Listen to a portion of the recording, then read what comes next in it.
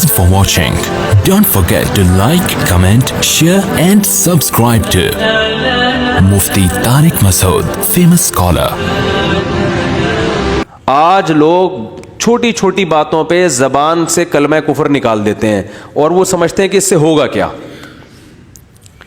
ہمارے ہاں جو لبرل گھرانے میں پیدا ہونے والے بچے ہیں نا, ان کو ذرا سی ٹینشن ہو تو فوراً اللہ کو برا بلا معاذ اللہ کہنا شروع کر دیتے.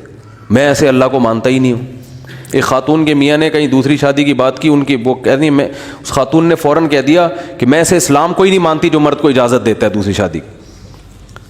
تو بھائی آپ کسی اور طرح سے لڑ لو اس سے, آپ اس کو نہیں کرنے دو, اس سے تھوڑی کفر ہوتا ہے. عورت کی فطرت ہے, نہ کرنے دو اس کو, بولو بھائی مجھے بہت تکلیف ہوتی ہے, میں نہیں برداشت کر سکتی. وہ فرض تھوڑی ہے کرنا, اجازت دی ہے نا اسلام نے. گن پوائنٹ پہ تھوڑی کہا کہ لازمی کرو. وہ تو میں گن پوائنٹ لے کے بیٹھا ہوں, بندوقیں یہاں پہ ٹھا کرو, ٹھیک ہے نا, وہ تو میرا ہیڈ ایک ہے نا, وہ اسلام کا تھوڑی ہے. تو بھائی یہ کہہ لو کہ نہیں کرو, مجھے تکلیف ہوتی ہے, جھوٹی موٹی کی بے ہوش ہو جاؤ, جھوٹی موٹی کی خودکشی کی دھمکیاں دے دو, ہاتھ پاؤں یوں کر لو اپنے تھوڑے سے, یوں عجیب سے کر لو. یہ ہوتا ہے سارے, یہ سب چل رہا ہوتا ہے مارکیٹ میں. کچھ بھی کر لو, اس سے آپ کافر نہیں ہوگی, کیونکہ عورت کو سوگن کی تکلیف ہونا نیچرل ہے. وہ نہیں چاہتی میرا میاں کسی اور کا ہو جائے. پھر اس میں خطرات بھی ہوتے ہیں, پتہ نہیں برابری کرے گا نہیں کرے گا. تو یہ رائٹ ہے. عورت صحابیات کو بھی تکلیف ہوتی تھی. حضرت ابراہیم علیہ السلام نے جب دوسری شادی کی ہے تو آپ کی زوجہ کو, پہلی زوجہ کتنی نیک تھی مگر ان کو بھی تکلیف ہوئی تھی. تو یہ تو نیچرل ہے. لیکن آپ اللہ پر آ جاؤ, اگر اللہ پہ اعتراضات شروع کر دو, اسلام پہ اعتراضات شروع کر دو, تو بھائی یہ اللہ سے آگے نکلنے کی کوشش ہو رہی ہے. پھر یہ کیا ہو رہا ہے, پھر اللہ نہیں بخش. دوسری تیسری شادی تو بہت دوسرا مسئلہ ہے. اللہ کہے گا تم نے مجھ پہ کیسے انگلی اٹھا دی ہے, مجھے کیسے غلط کہہ دیا. اور یہ آج کل بہت ہو رہا ہے, بات بات پہ کفر زبان سے نکال دیتے ہیں, غموں میں حوصلے چھوڑ دیتے ہیں. لوگ آ کے ملتے ہیں, یہ میرے ساتھ ٹینشن, یہ میرے ساتھ مسئلہ, یہ میرے ساتھ مسئلہ, پتہ نہیں اللہ کہاں ہے. ایک آدمی کے بچے کا انتقال ہوا, کہہ رہے یار اللہ کو میرا ہی بچہ مارنا تھا. بھائی تم کس کے مقابلے میں آ کے کھڑے ہو رہے ہو, خدا سے مقابلہ کر رہے ہو تم. تو یاد رکھو اللہ کی جو صفت ہے نا وہ ہے کبریائی, استغنا. اس سے لڑ کے, اسے برا بلا کہہ کے, اس کے خزانوں سے ایک تنکا بھی نہیں لیا جا سکتا. وہ آپ کے ان جذبات سے متاثر نہیں ہوتا. اگر آپ یہ سمجھو گے میں یوں کروں گا, دیکھو باپ کے سامنے تڑیاں بعض دفعہ چل جاتی ہیں. باپ کے سامنے بعض دفعہ تڑیاں, میں ابا کو مانتا ہی نہیں جو مجھے جائیداد سے جو ہے نا آگ کر دیں اور مجھے گاڑی نہ لے کے دیں. ابا ہو سکتا ہے متاثر ہو کے بولیں بھائی چل یار یہ گاڑی تیرے نام کر دی میں نے, یہ پلاٹ تیرے نام کر دیا, میرا بیٹا تو مجھے ماننے سے انکار کر رہا ہے. لیکن اللہ کا اصول جو قرآن اور سنت سے پتہ چلتا ہے, جو آسمانی کتابوں سے پتہ چلتا ہے, وہ اصول یہ ہے کہ آج تک کسی نے اللہ کے خزانے سے اللہ کو معاذ اللہ برا بلا کہہ کے, اللہ پہ اعتراضات کر کے, اسلام کو برا بلا کہہ کے, اللہ کے پیغمبروں کو برا بلا کہہ کے, اس طرح سے واویلا کر کے, اگر آپ یہ سمجھتے ہو کہ اللہ کو آپ پہ ترس آ جائے گا کہ ہائے بیچارہ بہت ہی مجبور ہے, تو یہ دماغ سے ہمیشہ کے لیے نکال دو. اس سے بڑی سزا میں اللہ آپ کو ڈالے گا, اس سے بڑی سزا, اور وہ جہنم کی آگ. یہ تو کچھ بھی نہیں ہے. تبھی تو خودکشی کرنے والے پر اللہ کو ترس نہیں آتا. خودکشی کرنے والا ایک طرح سے انتقام لے رہا ہے اللہ سے کہ اللہ تو نے مجھے زندگی دی, مجھے اس قابل تو چھوڑا نہیں, تو نے تو میرے ساتھ غلط کیا, مجھے گفٹ چاہیے ہی نہیں نعمت کا. جیسے ہے نا آپ باپ نے آپ کو گفٹ دیا ہو اور آپ دشمنی میں آ کے باپ کو گفٹ واپس کر دو, مجھے نہیں چاہیے, ایسے پھینک دو آپ. تو ہو سکتا ہے باپ کا یہ اصول ہو, وہ پھر بھی وہ کہے نہیں میرا بیٹا ایسا نہیں. لیکن اللہ کا اصول نہیں ہے, اللہ کا یہ اصول نہیں ہے. اللہ کہے گا بھائی تو کیا سمجھتا ہے, میں تجھے اور آگ میں ڈالوں گا. تو دنیا کی ٹینشنوں سے تو چاہتا تھا یہ ناکام عشق ہو گیا, عشق ناکام ہو گیا, اور یہ ہو گیا تیرے ساتھ, اور یہ ہو گیا, اور تو جاب لیس ہو گیا, اور گھر سے مہنگائی اور غربت کے تانے پڑ رہے ہیں تیرے کو, اور بے روزگاری کے تانے مل رہے ہیں, اور معاشرے میں تیری عزت نہیں ہو رہی, اور اب آ کے تو کیا کر رہا ہے, خودکشی کر رہا ہے. تو تو یہ سمجھ لے گا کہ میں تیرے پہ ترس کھا کے تجھے چھوڑ دوں گا. ایسا نہیں ہے. نبی صلی اللہ علیہ وسلم نے فرمایا جس نے خودکشی کی, جس طرح سے اپنے آپ کو ہلاک کیا ہے نا, تو قیامت تک برزخ کی زندگی میں اسی طرح سے اپنے آپ کو ہلاک کر کے مارتا رہے گا. اللہ کہے گا یہ زہر پی کے مرا تھا نا, زندگی دے گا اللہ برزخ میں اور کہے گا یہ زہر کی بوتل پی دوبارہ, اور اسی طرح تیری آنتیں کٹیں گی. جس طرح اپنے آپ کو مارا ہوگا برزخ میں قیامت تک اسی طرح اپنے آپ کو مارتا رہے گا وہ. یہ بہت بڑی غلط فہمی ہے کہ ہم واویلا کر کے اللہ کو اپنی طرف متوجہ کر سکتے ہیں, ہم زبردستی کر کے اللہ کو اپنی طرف مائل کر سکتے ہیں. ایسا بالکل بھی نہیں ہے. بعض لوگ غموں سے پریشان ہو کے گناہ کرنا شروع کر دیتے ہیں, سمجھتے ہیں کہ یار میرا تو حق بنتا ہے, میں تو سٹا لگاؤں گا, میں تو ٹینشن میں آیا ہوا ہوں, میں تو شراب پیوں گا, میرے ساتھ یہ ہو رہا ہے تو میرا تو بھائی آپ پیو گے تو یہ نہ سمجھو کہ اللہ آپ سے خوش ہو جائے گا کہ جی آپ کو ایک غم آیا تھا, اس غم میں آپ نے چونکہ شراب شروع کی ہے ٹینشن ختم کرنے کے لیے, تو اب اللہ کو ترس آئے گا, نہیں اس پہ شراب کیا ہو گئی ہے, معاف ہو گئی ہے, یہ بیچارہ اس کا کیا بنتا تھا, رائٹ بنتا تھا, اس کو تکلیفیں اتنی دی ہیں. ایسا نہیں ہوگا بھائی, اس خوش فہمی میں مبتلا مت ہونا. یہ اصول ہے, اللہ کا قانون ہے, یہ قرآن سے پتہ چلتا ہے, حدیث سے پتہ چلتا ہے. اللہ کو جھکنے والا بندہ پسند ہے. جو اللہ بنانا چاہتے ہیں نا اپنی مخلوق کو, وہ کیا بنانا چاہتے ہیں, میں تمہارے ساتھ اچھا سلوک کروں برا سلوک کروں, تم بندے ہو, بندے بن کے رہو, ٹھیک ہے نا, کیا رہو, تم نے بس دعا ہی مانگنی ہے, اللہ یہ سب میرے ساتھ جو ہو رہا ہے یہ ٹھیک کر دے, میں ٹھیک کروں نہ کروں, تم نے ساری عمر کیا کرنا ہے, بس یہی مانگنا ہے کہ اللہ ٹھیک کر دے, اللہ محتاج ہیں, اللہ یہ بھی ٹھیک ہو جائے, اللہ یہ بھی ٹھیک ہو جائے, اللہ بے روزگار ہوں روزگار دلا دے, میری مرضی روزگار دوں یا نہیں دوں, نہیں بھی دوں تم نے یہی کہنا ہے اللہ دلا دے. ساری زندگی اسی دعا میں گزارنی ہے تم نے, چاہے میں تمہاری دعا قبول کروں چاہے تمہاری دعا قبول نہ کروں, کیونکہ تم بندے ہو, میں خدا ہوں, خدا تم تھوڑی ہو, تمہاری تھوڑی چلے گی زمین پہ. بہت سے لوگ یہ فالٹ ہے, دعائیں نہیں قبول ہو رہی تبھی تو وظیفوں کی طرف جاتے ہیں, اولاد نہیں ہو رہی کوئی وظیفہ بتا دے, بھائی دعا مانگ لے, اولاد کہہ رہے دعا تو مانگ کے دیکھ لیا ہے وہ تو ہو ہی نہیں رہی, تو کوئی ٹیکنیکل طریقہ ہو اولاد کا, سے کیسے ہو جائے گی بھائی, ٹیکنیکل طریقے تو نہیں ہے. یونس علیہ السلام جب مچھلی کے پیٹ میں تھے کتنا بڑا غم لگا نا آپ کو, یونس علیہ السلام مچھلی کے پیٹ میں, تو اللہ سے آپ نے دعا مانگی, وظیفہ نہیں پڑھا ہے. وظیفے پڑھنا بھی جائز ہے اگر کوئی قرآن و آیتیں ہیں تو کوئی گناہ نہیں ہے, لیکن جو اصل جو اسلام کی روح ہے وہ کیا ہے, دعا. تو یونس علیہ السلام نے مچھلی کے پیٹ میں دعا مانگی, لا الہ الا انت سبحانک. دیکھو حضرت یونس علیہ السلام, ہمارا جو مزاج ہے نا وہ کیا ہے, یونس علیہ السلام کئی سال اپنی قوم کو تبلیغ کرتے رہے ہیں, قوم باز بولو نہیں آئی. حضرت یونس کو یقین ہو گیا اس قوم پہ عذاب آنے والا ہے, تو آپ نے اللہ سے نہیں پوچھا, اس لیے کہ آپ کا خیال تھا بھئی یہ عذاب تو آئے گا, تو میں اللہ کے خوف سے اب بستی کو پہلے چھوڑ دیتا ہوں. میں آپ سے یہ اجتہادی خطا ہوئی, یہ اجتہادی خطا ہوئی کہ بھئی اللہ کی پرمیشن کے بغیر آپ نے قوم کو کیوں چھوڑا. حالانکہ اس اجتہادی غلطی کے پیچھے جو اس کی بیس تھی وہ بیس بہت اچھی تھی, وہ اللہ کا خوف اور اللہ کی خشیت, اللہ کے عذاب سے بھاگنا یہ تو حکم ہے نا, فنٹر بننے کی تھوڑی اجازت ہے کہ جہاں عذاب آ رہا ہے تو کھڑے رہو وہاں دیکھو, ایسا تھوڑی ہے. قوم لوط پر جب عذاب آیا تو جو اہل ایمان تھے ان کو حکم تھا پیچھے مڑ کے بھی نہیں دیکھنا ہے, اس عذاب کو دیکھنے کی بھی اجازت نہیں, ڈرو اس سے بھاگو. جب قوم عاد قوم سمود کی بستیوں سے نبی گزرتے تھے تو چہرے پہ کپڑا ڈال کے جلدی اپنی رفتار بڑھاتے تھے, بھئی یہ اس عذاب کو اپنی آنکھوں سے بھی نہ دیکھو, خوف پیدا ہوتا ہے اس سے. تو اتنا زیادہ آپ صلی اللہ علیہ وسلم خوف زدہ ہوتے تھے, تو اللہ کے عذاب سے تو دور بھاگنے کا حکم ہے. تو اب یہاں کیا ہے کہ کیا بات چل رہی تھی یار, حضرت یونس علیہ الصلوۃ والسلام اللہ کے عذاب کے ڈر سے اپنی قوم کو چھوڑ کر نکل گئے. یہ بیس بالکل ٹھیک ہے بھئی, جب اللہ کا وعدہ بھی یہی ہے کہ جو قوم ایمان نہیں لے کر آئے گی تو میں اس کو تباہ کر دوں گا, تو حضرت یونس علیہ السلام کو خیال ہوا کہ بھئی یہاں سے نکل جاؤ. جب بیٹھے ہیں کشتی میں, کشتی ڈوبنے لگی تو ملا نے کہا بھئی وزن کشتی میں زیادہ ہے, ایک آدمی کو نیچے اترنا پڑے گا ورنہ سب ڈوب جائیں گے. کون اترے گا بھئی, قرآن اندازی ہونی چاہیے. قرآن اندازی میں نام کس کا آیا, یونس علیہ السلام.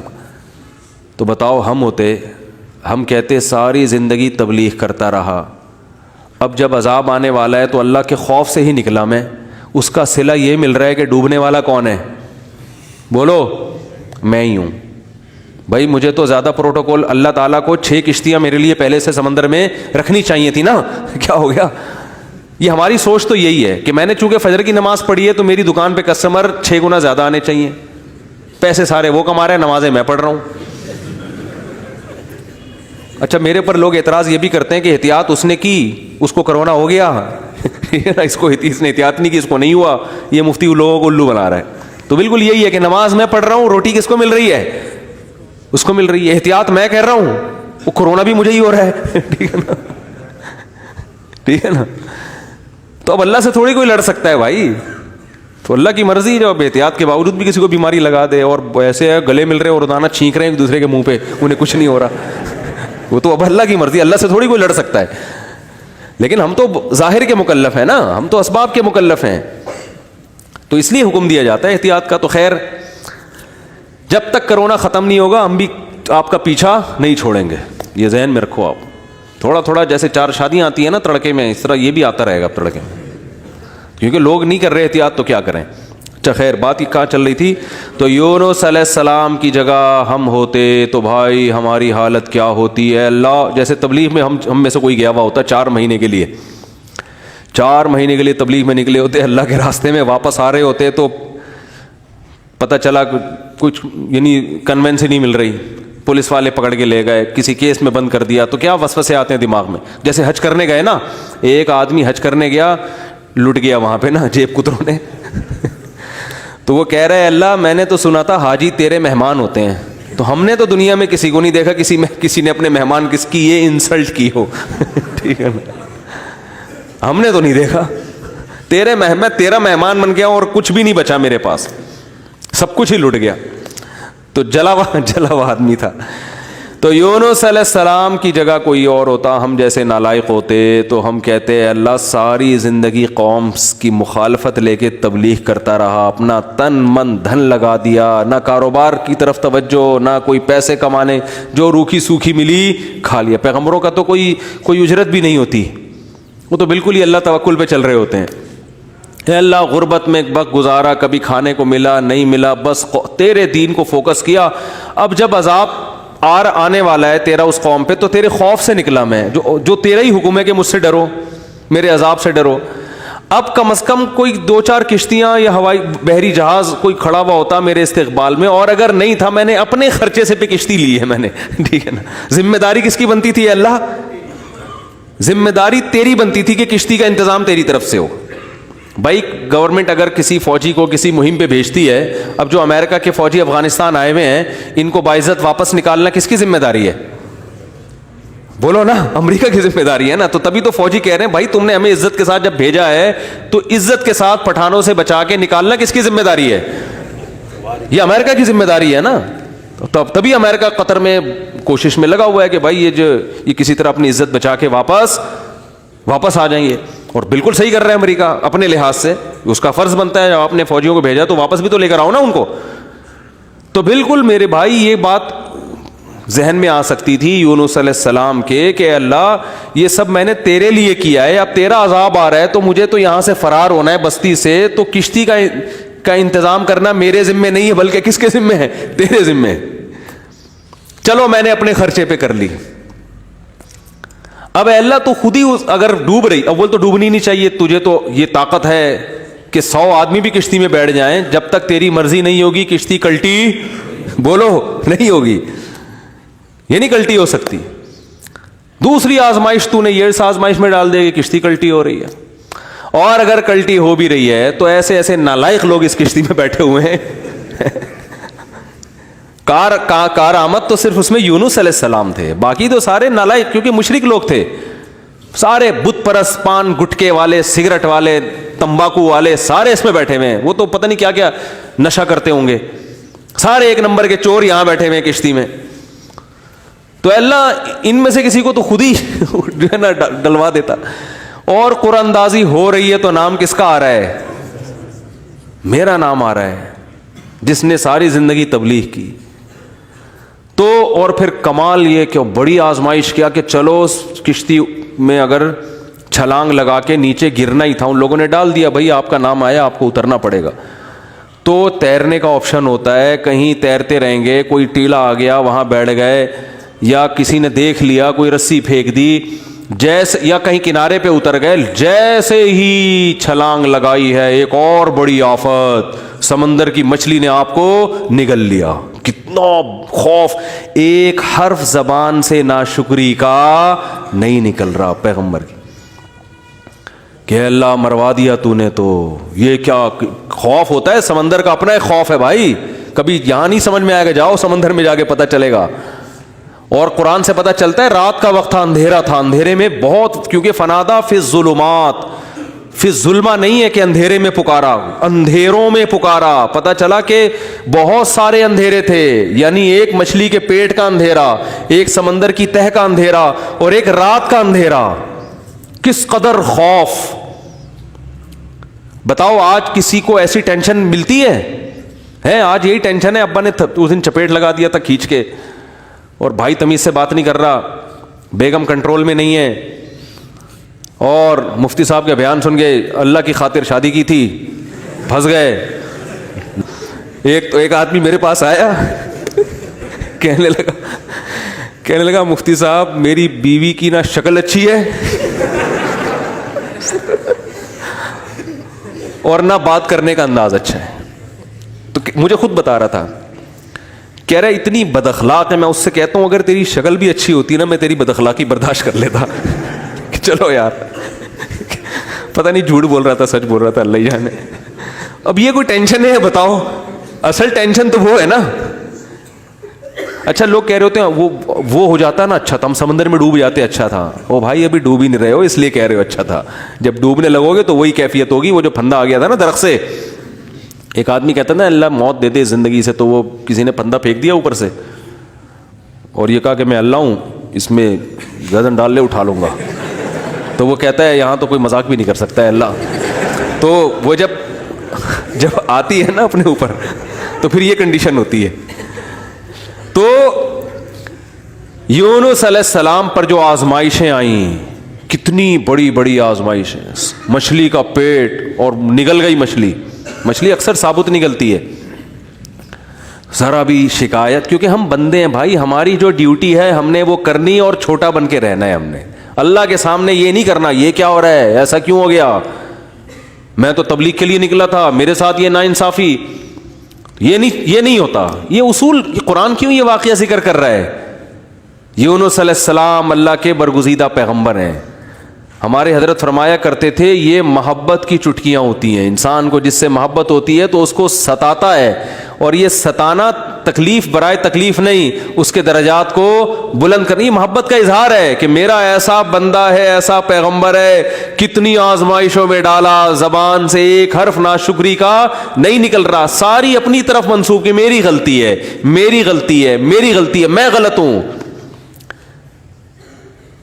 تو قرآن کے الفاظ دیکھو, جب مچھلی نے نگلا ہے اور سمندر کی تہ میں گئی اندھیروں در اندھیرے, تو یونس علیہ السلام نے فنادا فی الظلمات, اندھیروں میں کیا پکارا, لا الہ الا انت, اے اللہ تیرے سوا کوئی غلامی کے لائق نہیں ہے, میں تیرا غلام ہوں. انی کنت من الظالمین, میں ہی غلط ہوں, تو غلط نہیں ہے, مجھ سے کوئی غلطی ہوئی ہے اور میں تجھ سے استغفار کرتا ہوں. ان کو احساس ہو گیا کہ میں جو بغیر پرمیشن کے آیا ہوں, شاید یہ اس لیے ہو رہا ہو میرے ساتھ. دیکھو اپنے آپ کو غلط ثابت کرنے کے لیے دلائل تراشے جا رہے ہیں. کوئی اللہ نے وہی تھوڑی کی تھی اس وقت کہ آپ غلط ہیں. بس اس عمل سے اندازہ ہو گیا کہ بھائی اور تو میں نے کوئی, مجھے نہیں لگتا میرے سے کوئی گناہ ہوا ہو, تو مجھے لگتا ہے کہ یہ ہے جس کی وجہ سے اللہ کیا ہے, مجھ سے ناراض ہے. تلاش کر رہے ہیں, کوئی اپنی مسٹیک تلاش کریں, اپنے آپ کو غلط کہیں.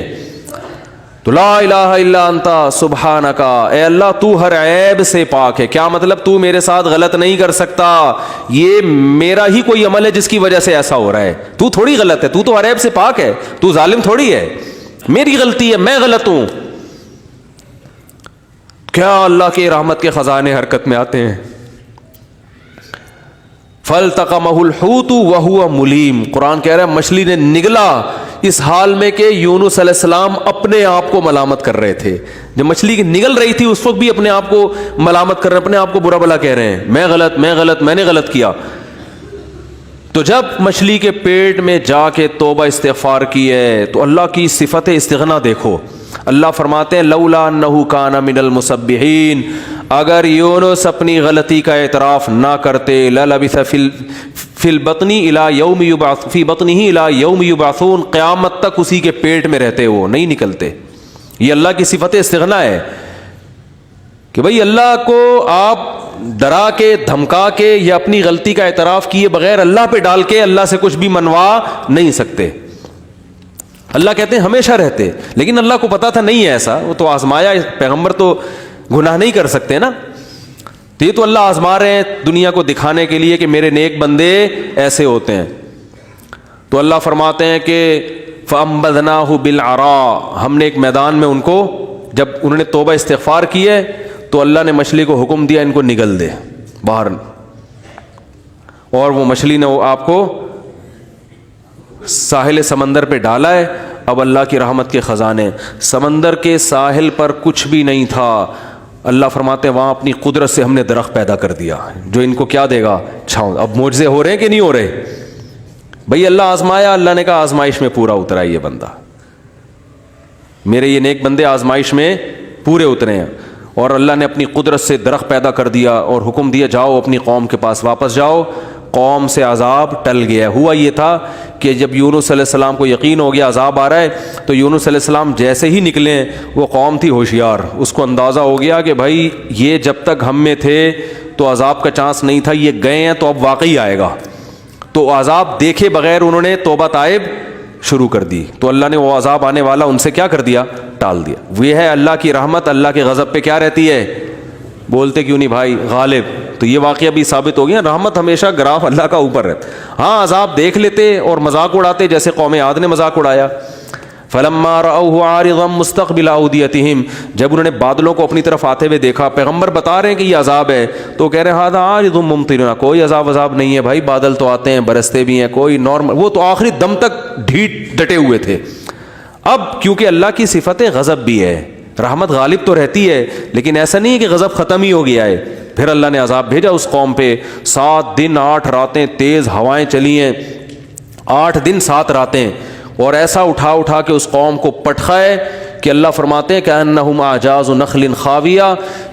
1 ہفتے کے بعد ایسا لگ رہا تھا کھجور کے تنے ہیں جو اوندھے پڑے ہوئے ہیں, بڑے بڑے قداور لوگ تھے وہ. اللہ نے تو اس لیے میرے بھائی جب کوئی غم آئے پریشانی آئے تو واویلا نہ مچایا کرو, رونے دھونے کی اجازت ہے.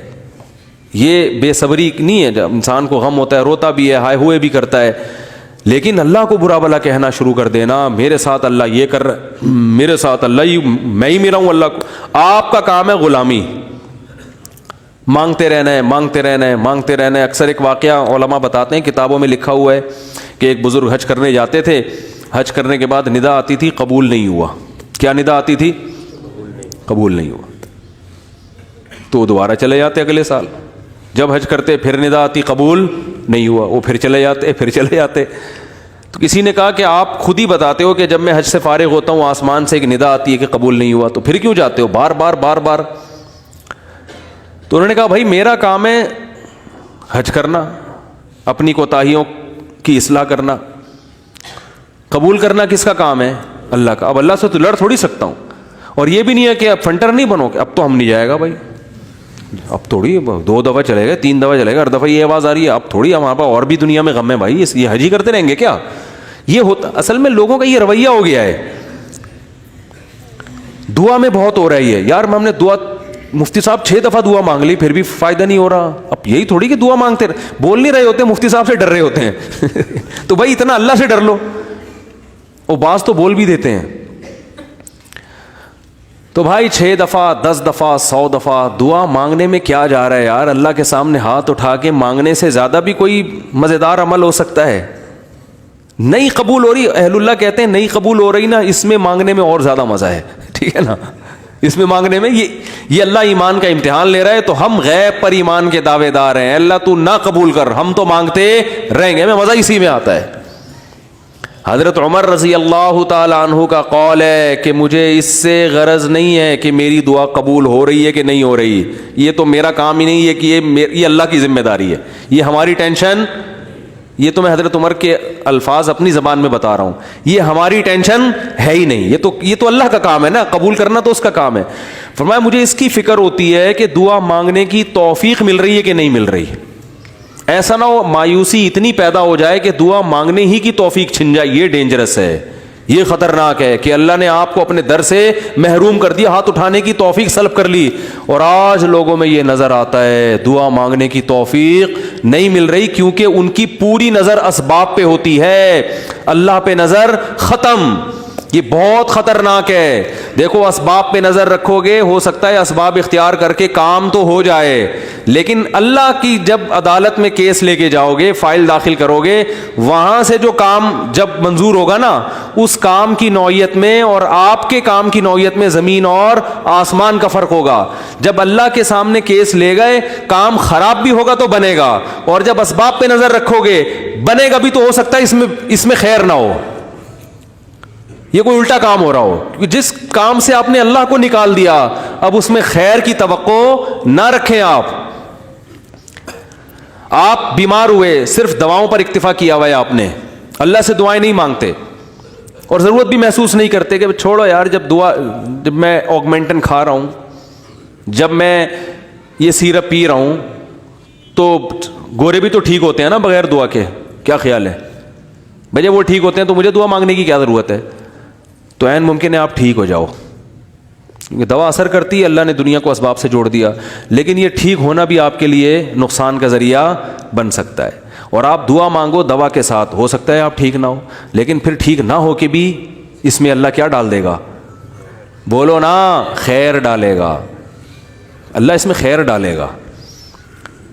جیسے یونس علیہ السلام کو مچھلی کے پیٹ میں اللہ نے داخل کیا ہے ان کے درجے کو اور بلند کرنے کے لیے. اگر یونس علیہ السلام کے ساتھ یہ مچھلی والا واقعہ نہ ہوتا تو شاید یونس علیہ السلام کا ذکر قرآن مجید میں نہ ہوتا.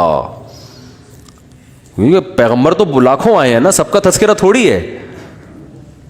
اور نبی صلی اللہ علیہ وسلم نے حضرت یونس کی فضیلت الگ سے بیان کی ہے. فرمایا لا تفضلونی علی یونس, مجھے یونس پر فضیلت مت دو.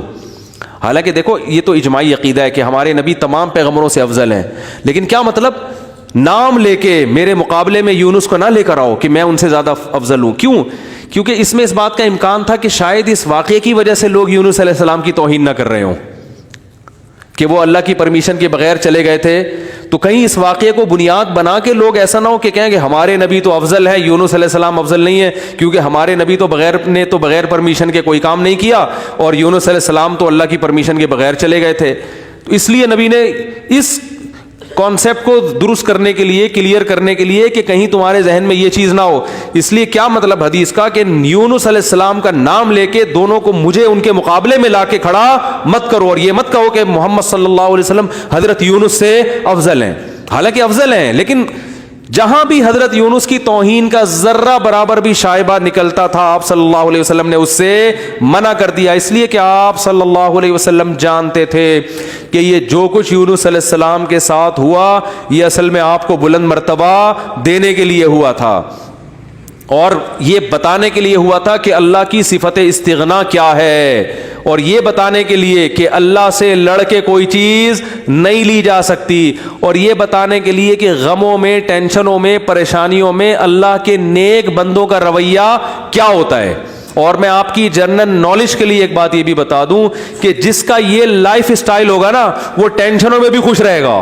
ویسے ہی ٹینشن ختم کر لیتے ہیں اللہ اس سے, کیونکہ وہ ہر ٹینشن کو کس کی طرف سے سمجھ رہا ہے؟ اللہ کی. تو جب اللہ ہمارا ہے اور وہ اپنے بندوں کا اچھا چاہتا ہے تو اس میں ٹینشن دے کے بھی ہماری کیا ہوگی, اس میں خیر ہی ہوگی. اس نے یعقوب علیہ السلام سے جو بیٹا چھینا تو یعقوب علیہ السلام کو نوازنے کے لیے چھینا. یوسف علیہ السلام کو جو بچپن میں باپ سے الگ کر دیا مصر کا بادشاہ بنانے کے لیے کیا اس نے, نہ چھنتے نہ بادشاہ بنتے. تو ہمارا کام ہے ہر برائی اپنے کھاتے میں ڈالیں, سمجھ رہے ہو کہ نہیں سمجھ رہے, اور ہر اچھائی کس کی طرف منسوب کریں؟